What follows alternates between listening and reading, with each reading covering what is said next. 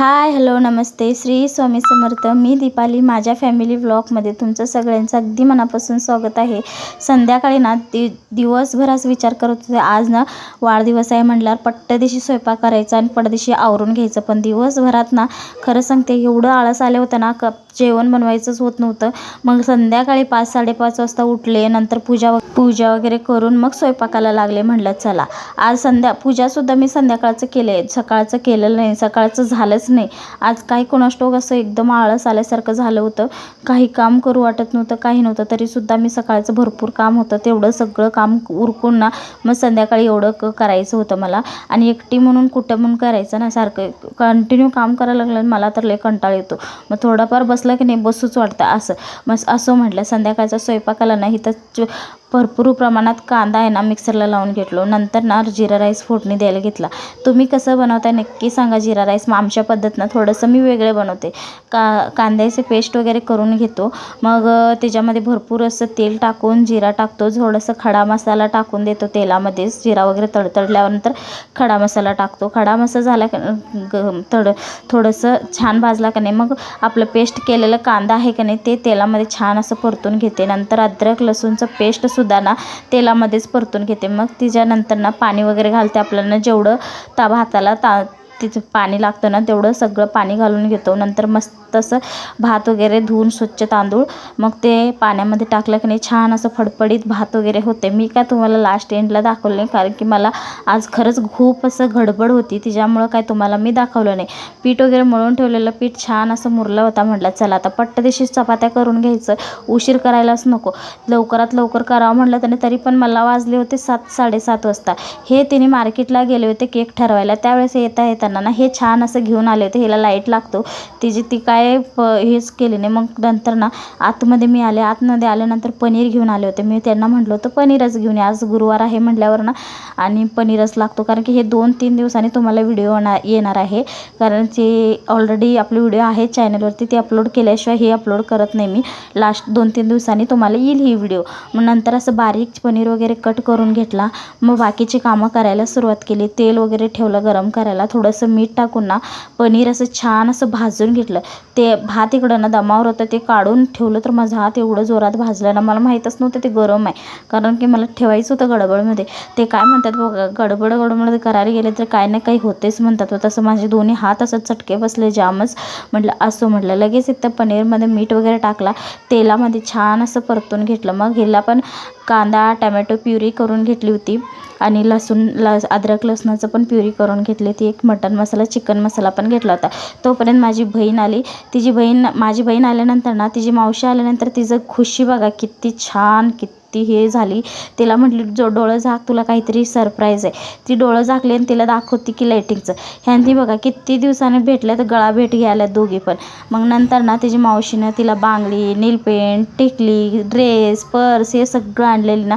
आईपेक्षा जास्त मावशीचं प्रेम असते म्हणतात बघा तसं. माझ्यापेक्षा जास्त त्यांना हेच प्रत्येक तिने वाढदिवसाला ना त्यांना काही ना काही घेऊन येते. आज ना तिला सगळं असं सट घेऊन आले ते, कारण माझ्यापेक्षा जास्त ना तिनं हौस करते त्यांची. काही नसलं तरी थोडं का होईना घेऊन येते तिला. म्हणजे आवडतं तसं करायला. म्हणजे आईचं जेवढं प्रेम नसतं ना तेवढं मावशीचं प्रेम असतं म्हणतात बघा तसं. आणि मी आज फक्त डाळ तडका करायचं होतं म्हणून ना फक्त डाळ पाणी घालून आबडधोबड शिजवून घेतला होता. म्हणजे डाळ असं एकदम गिर करून घेतला नव्हता, थोडंफारच शिजवून घेतला होता. मग नंतर डाळ शिजवलं, थोडंसं पाणी घालून त्याला खालीवर केलो. मग दाल तडक्यामध्ये थोडंसं जिरं टाकला. मग आपले लाल मिरच्या असतात का नाही, ते मिरच्या कट करून ते तेलामध्ये टाकून दिलं. फक्त जिरं आणि लाल मिरच्या आणि कांद्याची प्युरी आणि अद्रक लसूणचं पेस्ट आणि टमॅटोची प्युरी आणि कोथिंबीरची प्युरी असं घालून ना सगळं छान असा मसाला परतून घेतला होता मी.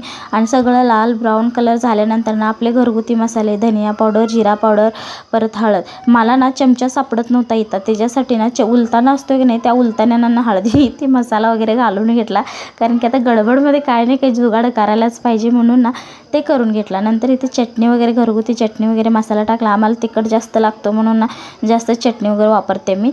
नंतर झाल्यानंतर डाळ वगैरे असं मस्त तडका वगैरे दिला. तडका दिल्यानंतर छान असं ते शिजायला साईडला ठेवून ठेवून दिलं. मग नंतर पनीरला पण फोडणी देऊन घेतला.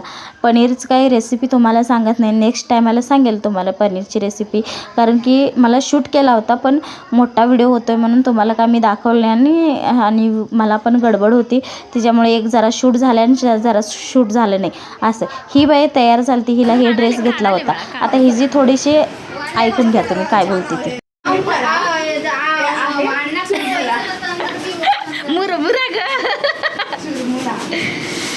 तू आणि रूपा दिदी बसा, काय ग द्यायला जरा जरूर फरसन ते आणि केक फरसाणा आणि ते असं टाकायचं. त्यांच्या इकडे काय म्हणतात बरं, हे सगळं सांगितलं नाही तर बघ तू.